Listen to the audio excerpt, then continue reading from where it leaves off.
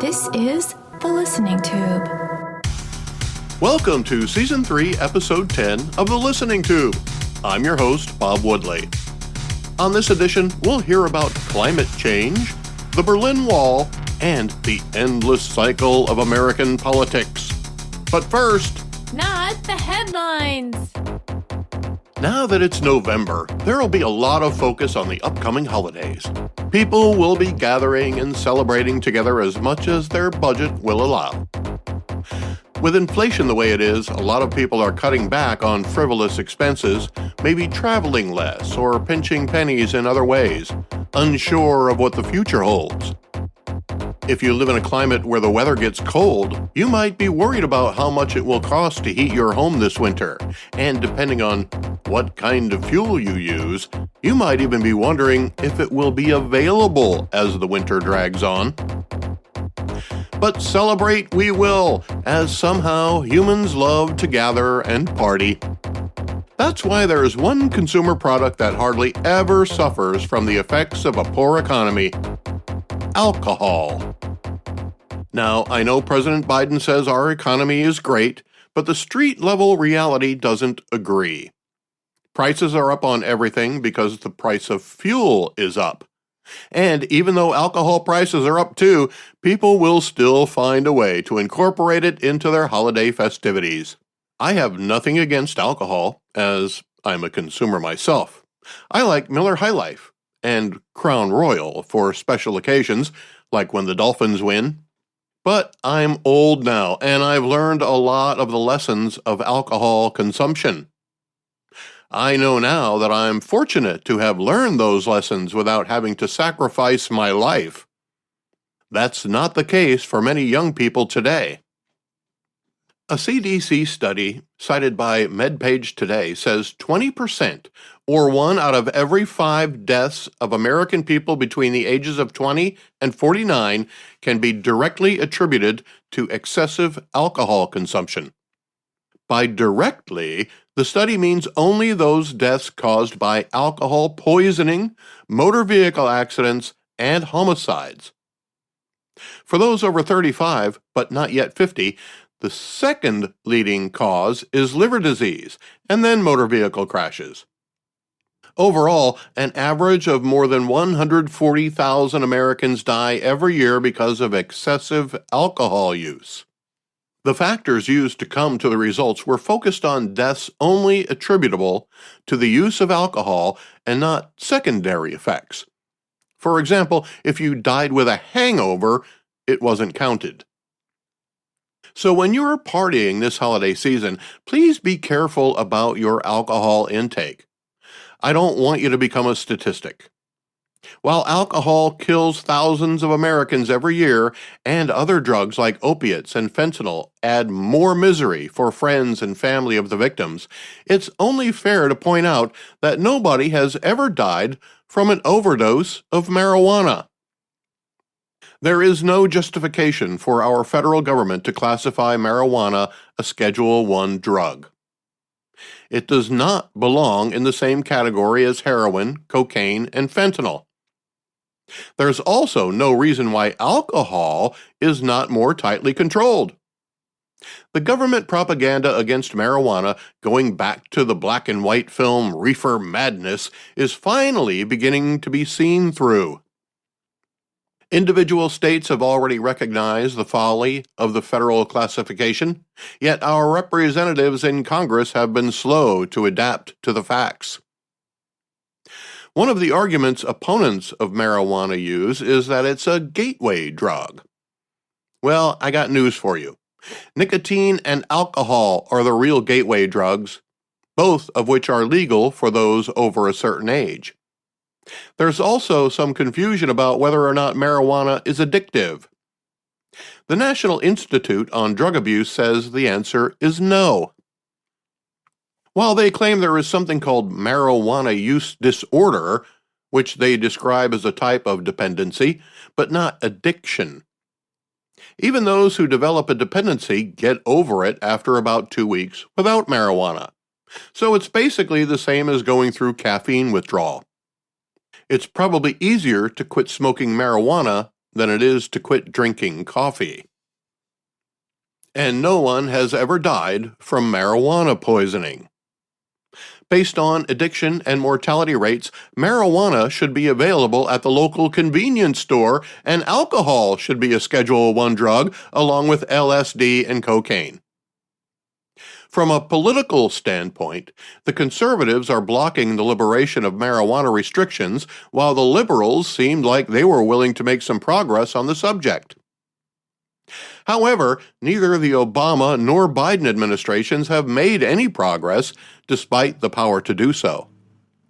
If the Republicans take control of Congress as a result of the Tuesday election, we can be sure there will be no movement on realigning our priorities in relation to our recreational drugs. Marijuana will remain prohibited by the federal government, while alcohol will continue to kill more than 100,000 people a year. Most of them will be young people who will pay with their life for a mistake.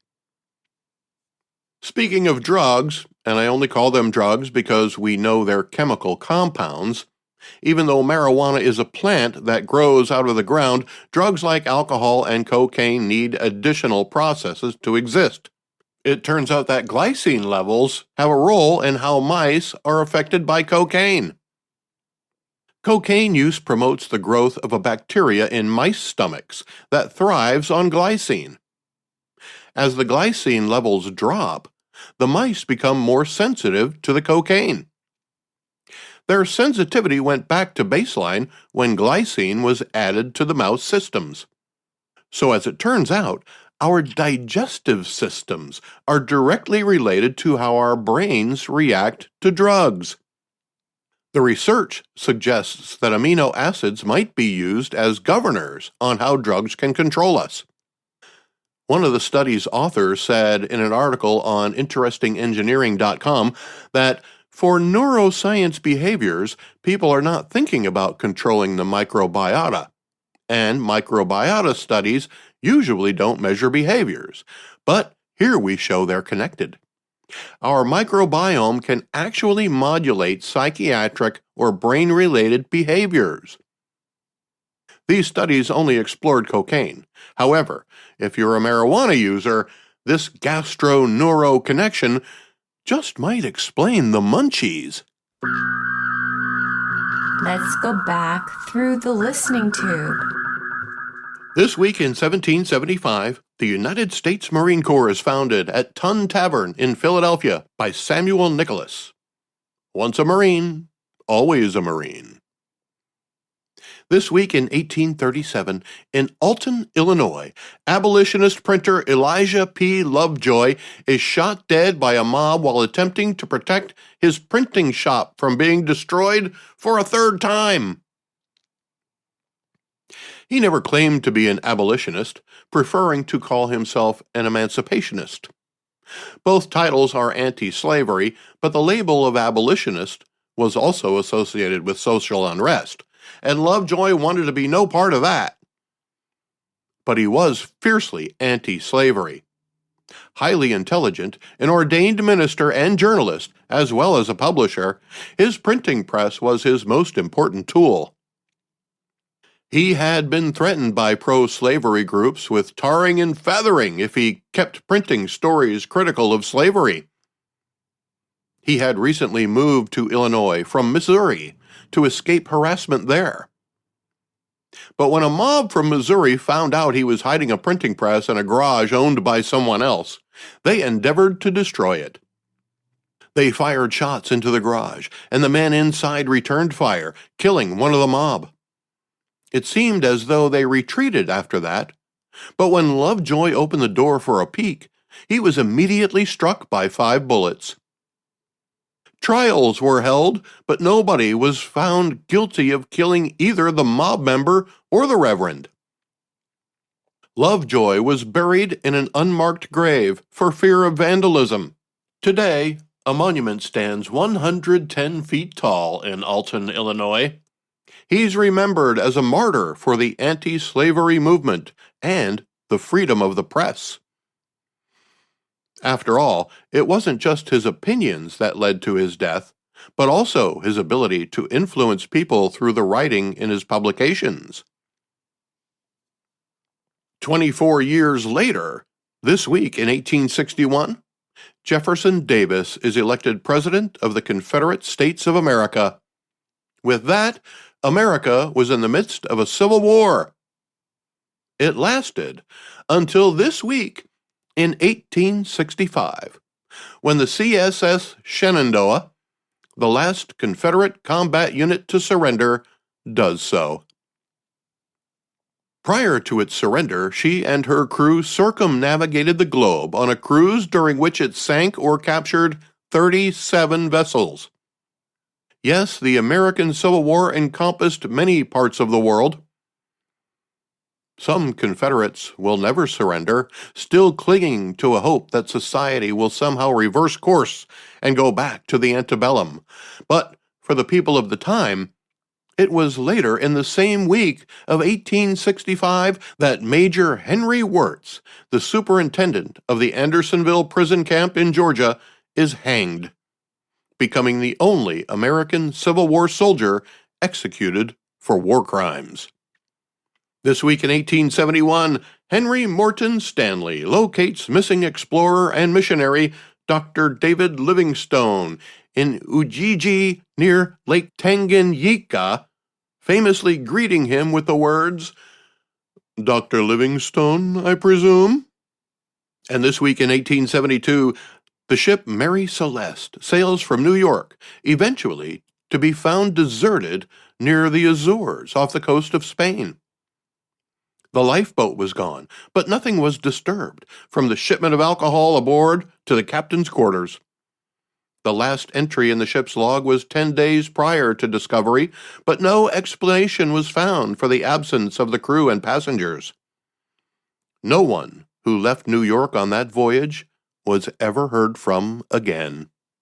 This week in 1898, the beginning of the Wilmington Insurrection of 1898, the only instance of a municipal government being overthrown in U.S. history. Wilmington, North Carolina's duly elected city government was a mix of white and black politicians. The Southern Democrats would have no part of it. 2,000 of them, all white men, stormed City Hall, expelled both the white and black city leaders, destroyed black-owned property, and killed dozens of people, if not hundreds. This week in 1907, Jesus Garcia saves the entire town of Nacozari in northern Mexico. He was a brakeman on a train that supplied the mining town. Realizing the train car loaded with dynamite was on fire, he powered the train at full speed, in reverse, a distance of 3 miles out of town before it exploded. Jesus died in the explosion. After the heroic deed, they renamed the town Nacozari de Garcia. He was honored with a statue, and streets in Mexico are named after him. Mexican railroad workers recognize him annually with Railroaders' Day. This week in 1911, many cities in the Midwestern United States break their record high and low temperatures on the same day. What's now referred to by the National Weather Service as the Great Blue Norther was a large area of low pressure that rampaged through states from Oklahoma to Illinois. Temperatures that were in the 70s and 80s Fahrenheit dropped to the teens in a matter of hours.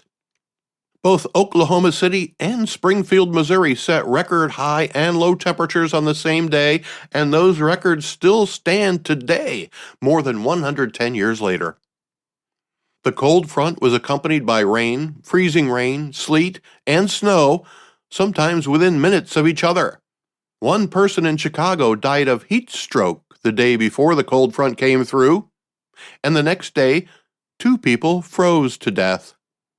If something like that were to happen today, it would instantly be blamed on climate change, and environmentalists would be up in arms, while politicians declare the need for more control over our sources of power. The fact is, there has always been climate change. Since the Earth was created, the climate has been changing. It will continue to change. Certainly, we should be good stewards of our planet and use the resources we have wisely. But it would be folly to think that the climate is static and man has control of it. If climate change is irrelevant, we should focus on how we'll adapt, not on how to control what we can't control. This week in 1919, the first Palmer raid is conducted on the second anniversary of the Russian Revolution. Over 10,000 suspected communists and anarchists are arrested in 23 different cities. Of the 10,000 arrested, 3,500 were held and 556 people were expelled from the country. Jewish and Italian immigrants were particularly targeted, as well as labor activists. All of the 23 cities were in the United States of America. The Palmer raids are named after U.S. Attorney General A. Mitchell Palmer. Today, people with the same ideals as those who were arrested and deported are in charge of many of our government agencies, as well as top positions in the current administration. Our federal government has become more socialist over the last 100 years.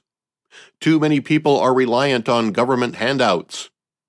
The welfare system is where it started, and that system has grown to such a degree that fraud is rampant, and it's become a way of life for multiple generations of families. The latest example of socialism in our government would be student loan forgiveness. It's clearly a redistribution of wealth, but in this case, money is being taken from the working class to be given to the college-educated, even though they may be making as much as $125,000 a year. And so, my fellow Americans, ask not what your country can do for you, ask what you can do for your country.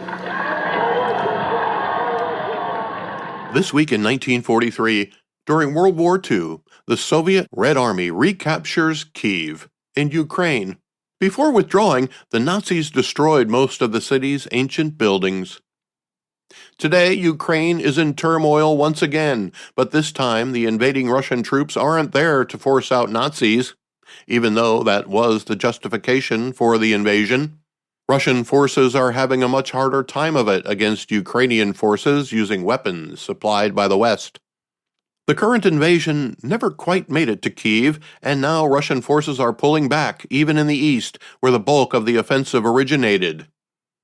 Ukrainian President Zelensky has shown himself to be a worthy leader, while Russia's tyrant Putin finds himself in a very precarious position. Even his tightly controlled media is beginning to turn on him, reporting battlefield casualties at the risk of their own freedom. But the truth can't be hidden forever when funerals are being held all over Russia and untrained people with antiquated equipment are being forced to serve as cannon fodder on the front lines. Putin still has one ace up his sleeve, though: nuclear weapons. Should he decide to use them, and he's already laid the groundwork propaganda to justify it, I would hope that his own inner circle would be wise enough to overthrow the dictator and end the fighting in Ukraine. Let's hope it doesn't come to that. This week in 1944, Franklin Delano Roosevelt was elected for a record fourth term as President of the United States of America. No American president had been elected to more than 3 terms prior to this. While there were many who believed FDR had already been in office for too long, the Great Depression and another world war in Europe convinced many Americans that stability was an important factor in their vote. Roosevelt would die 11 weeks into his fourth term, and the call for term limits got louder, especially by Republicans who argued that too long of a time in office will lead to tyrannical rule. That led to the 22nd Amendment, limiting the president to 2 terms in office. Today, many people support term limits for our representatives in Congress as well. While most, if not all, newcomers to Congress have great aspirations to improve the lives of their constituents, it seems the longer they're in Congress, the more they get caught up in the partisan bickering that leads nowhere. The only reason to not have term limits in Congress is that we need people there who know the ropes. And the longer you've been serving, the better equipped you are to maneuver your way through the myriad rules and procedures of decorum. But term limits for Congress doesn't have to be as restrictive as those of the president. Perhaps a cap of 5 terms would generate a fresh supply of new faces and ideas, while keeping a healthy number of qualified leaders in the chambers. It'll never happen, though. Why would Congress create a law that limits their ability to become career politicians? Is there a way for the people's voice to be heard? After all, our congressional representatives are supposed to represent us, the constituents, and not serve themselves. This week in 1965, Cuba and the United States formally agreed to begin an airlift for Cubans who want to go to the United States. By 1971, 250,000 Cubans made use of the program. America still welcomes Cuban refugees, and many of them have made their way to Mexico to cross over America's southern border, along with people from dozens of other countries from around the world. The Biden administration still won't get a handle on the crisis.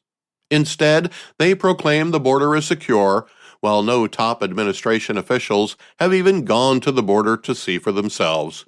They don't acknowledge the problem because they don't see it as a problem.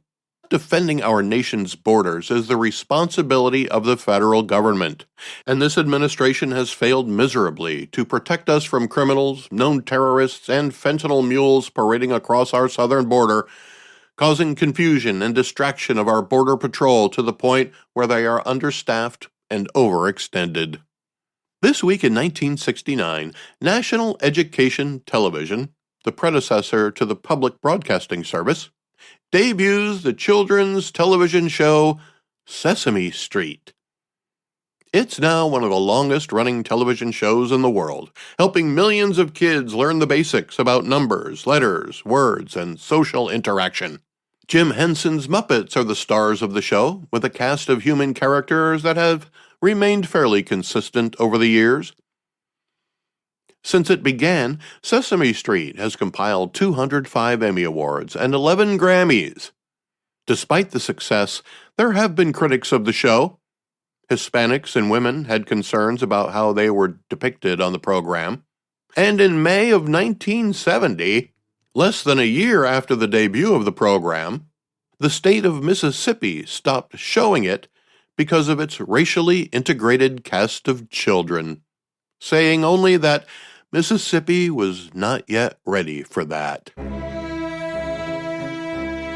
Well, that can't be right. This week in 1970, during the Vietnam War, for the first time in 5 years, an entire week ends with no reports of American combat fatalities in Southeast Asia. Prior to that, Americans had to become accustomed to nightly death counts on the network news. This was the first time the realities of war were brought into living rooms via television on a daily basis. Needless to say, most of them didn't like it, but it was the duty of the media to tell the story. Protests were common. Anti-war sentiment was high throughout the conflict. A week without a body count was a welcome respite from the horror stories of the previous 5 years. This week in 1975, the 729-foot-long freighter SS Edmund Fitzgerald sinks during a storm on Lake Superior, killing all 29 crew on board. Made famous by the song by Gordon Lightfoot, it is perhaps the most memorable of any ship to sink in peacetime. Also this week in 1975, the United Nations General Assembly approves United Nations Resolution 3379, equating Zionism with racism. Zionism, or the belief that there should be a designated homeland for Jewish people, is not a race, and the resolution is repealed in 1991 by Resolution 4686. Ironically, it was Israel that demanded the original resolution be repealed. And this week in 1983, the United States Senate was bombed. No people are harmed, but an estimated $250,000 in damages done. It was one of 3 locations where bombs were set off by the Armed Resistance Unit, a far-left radical group. The other 2 were Fort McNair and Washington Naval Yard. 6 people were tried for the bombings. 4 of them were women.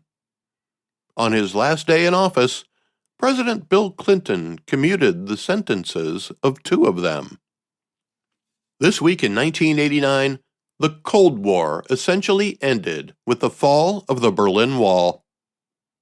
Communist-controlled East Germany opens checkpoints in the Berlin Wall, allowing its citizens to travel to West Berlin. And boy, did they. The former checkpoints leading to the American, British, and French sectors of Berlin were flooded with Berliners from the Soviet sector of Berlin and the rest of East Germany. West Berliners went in toward the wall to witness the event and cross over to find relatives that had been trapped outside the Berlin Wall since the 1960s. Other Berliners took it upon themselves to begin the destruction of the wall with sledgehammers and pickaxes. Having lived in West Berlin while the wall was still up, I believe that the fall of the Berlin Wall would be the result of the collapse of the Soviet Union, not the catalyst of it. I figured that Berlin would be the last outpost the USSR would relinquish, not the first.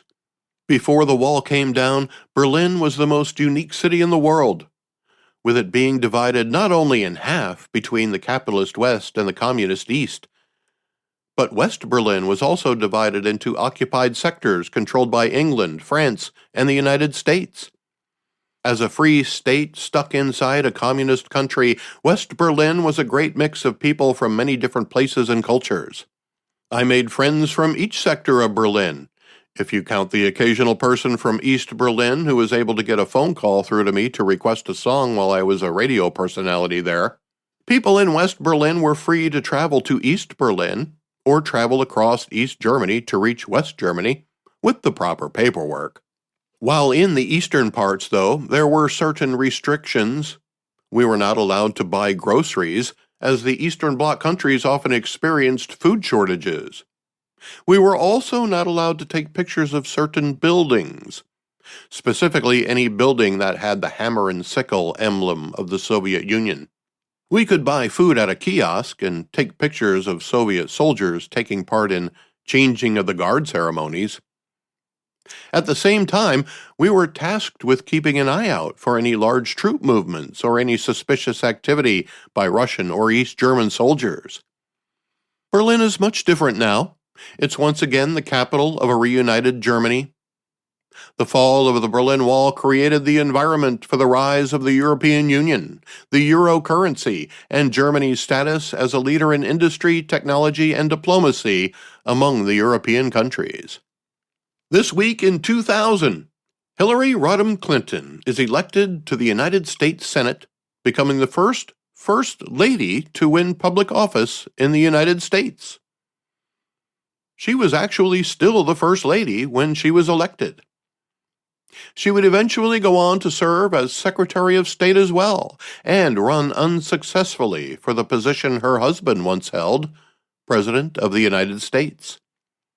Today, she's still a leader of the Democrat Party and is often seen in interviews talking about politics.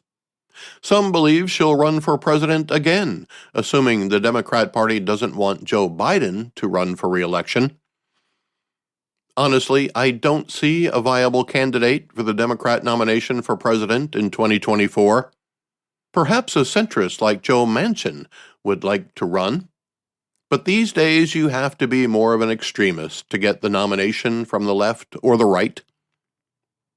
Centrists like myself don't stand a chance, as without all the posturing and rhetoric by the parties, actual work might get done that would benefit all of the American people instead of just the people whose votes are trying to be bought.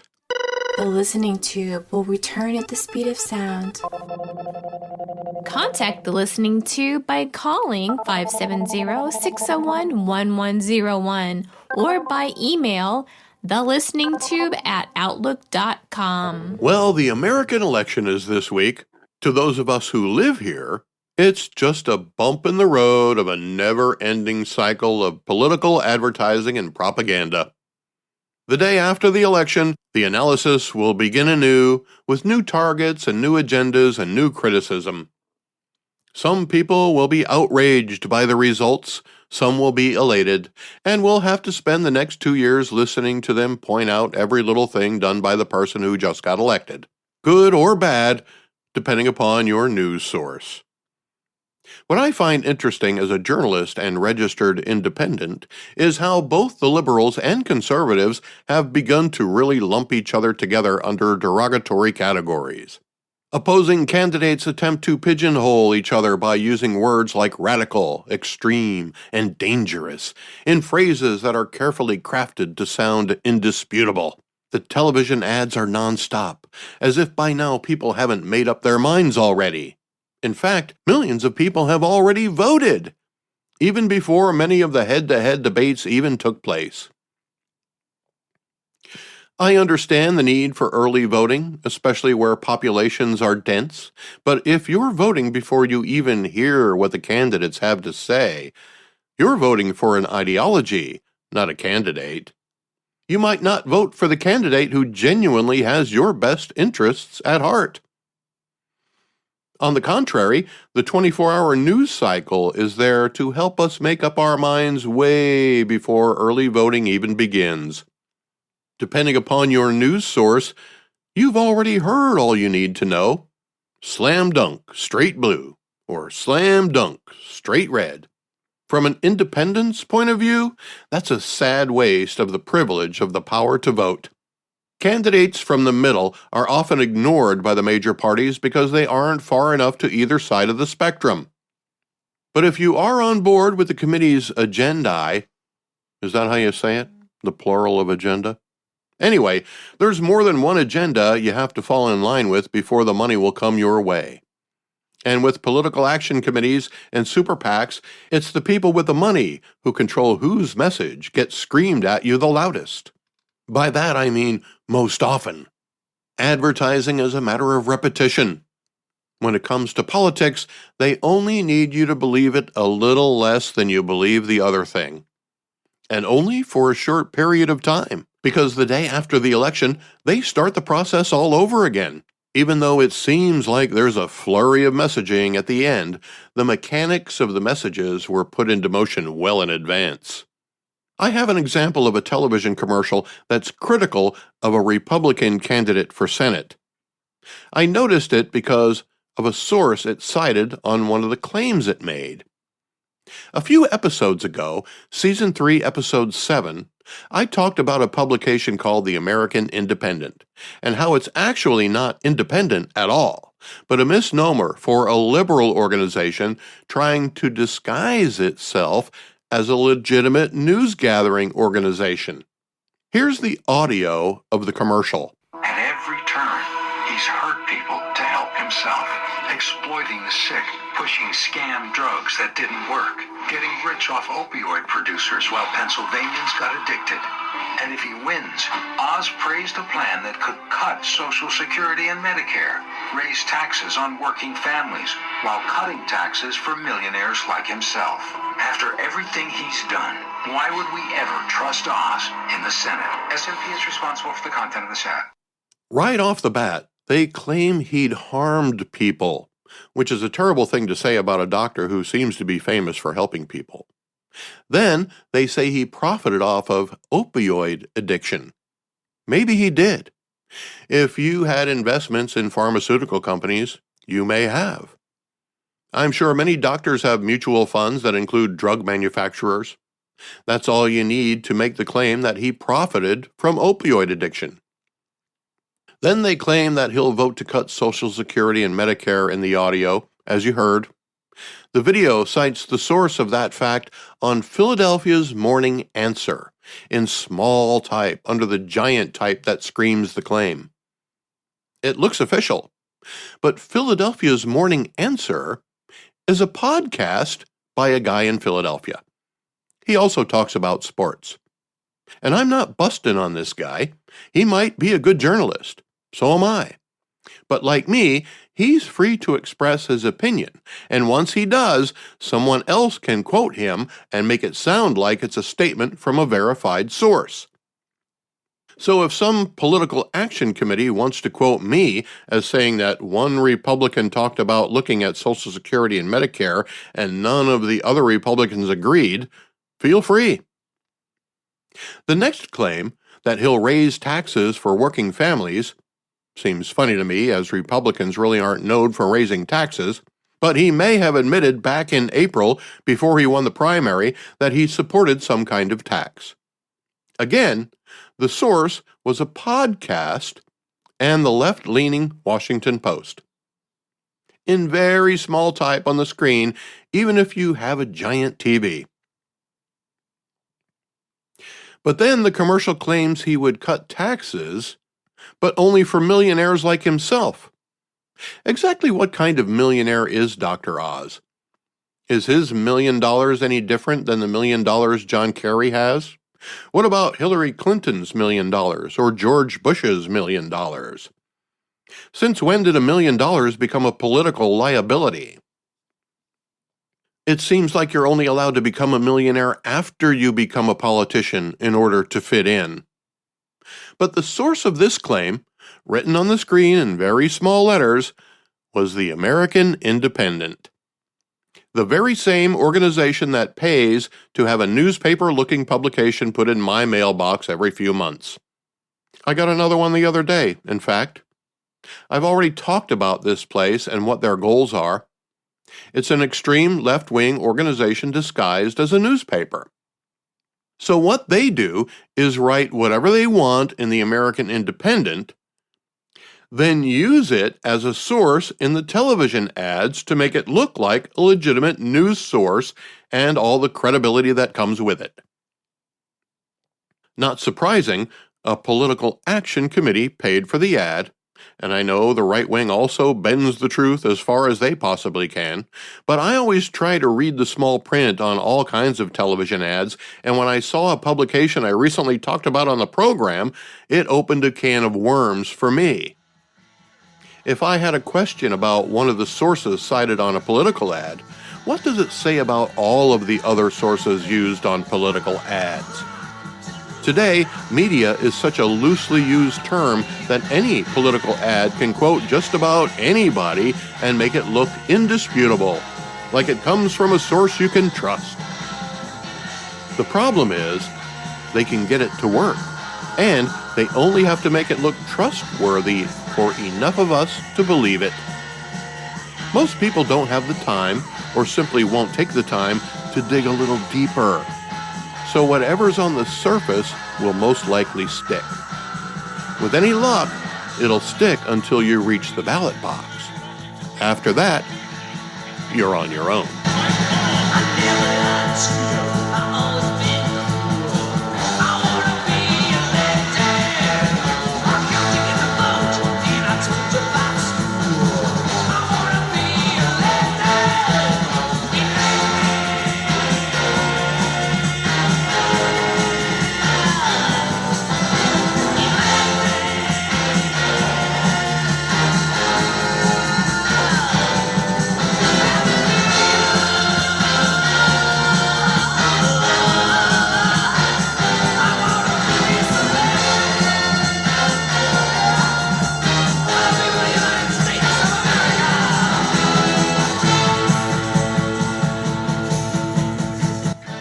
The Listening Tube is written and produced by yours truly. Copyright 2022. Thank you for putting your ear to the Listening Tube. I'm your host, Bob Woodley, for Thou ad Infinitum.